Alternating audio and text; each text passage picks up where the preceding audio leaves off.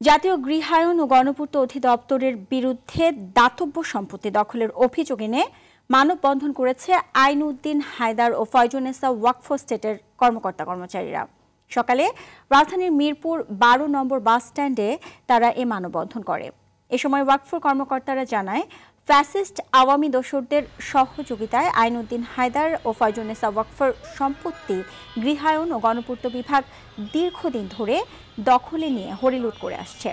এ সময় স্থিতিশীল ও নিষেধাজ্ঞা অবস্থায় থাকা সম্পত্তিতে গৃহায়ন কর্তৃপক্ষের উচ্ছেদ অভিযানের বিরুদ্ধে প্রশ্ন তোলেন স্টেটের কর্মকর্তা-কর্মচারীরা। মানববন্ধনে আইনউদ্দিন হায়দার ও ফয়জুন্নেসা স্টেটের পরিচালক প্রশাসন মেসবাহ উদ্দিন, সমন্বয়ক হোসেন আহমেদ, সাইদুজ্জামান সেলিম ও সামিউর রহমান সহ সংশ্লিষ্টরা উপস্থিত ছিলেন।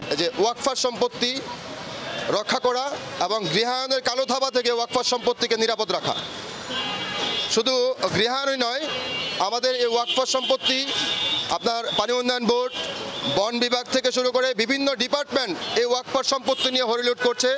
তাদের বিরুদ্ধে আমরা তীব্র প্রতিবাদ ও নিন্দা জানাই।